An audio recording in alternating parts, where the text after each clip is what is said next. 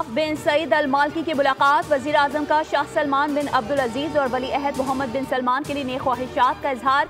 वजीर आजम ने कहा, पाकिस्तान ने हमेशा दहशतगर्दी की मजम्मत की है। हमारी कुर्बानियाँ पाकिस्तान बल्कि पूरी दुनिया के तहफ़्फ़ुज़ के लिए इंतहाई अहम साबित हुई हैं। पहलगाम वाक़े से पाकिस्तान को जोड़ने के बेबुनियाद भारतीय इल्ज़ामात को यकसर मुस्तरद करते हुए वजीर आजम ने वाक़े की शफ़ाफ़ और गैर जानिबदार बैनुल अक़वामी तहक़ीक़ात के अपने मुतालबे का इयादा किया।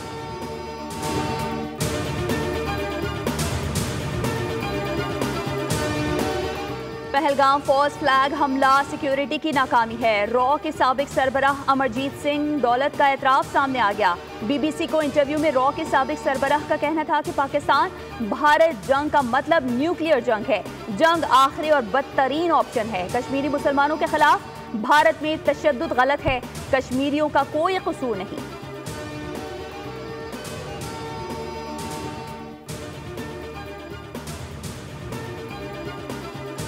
और मुल्क की दिफा के अजीम मकसद के लिए हर तरह के इख्तलाफात को एक तरफ रख देना अच्छी रिवायत है। कौमी इत्तेहाद और यकजहती के लिए पार्लियामेंट का किरदार काबिल तहसीन है। मुस्लिम लीग नून के कायद मियां मोहम्मद नवाज शरीफ की सेनेटर फांस सिद्दीकी से मुलाकात में गुफ्तगू, कहा, इख्तिलाफ राय जमहूरियत का हुस्न है।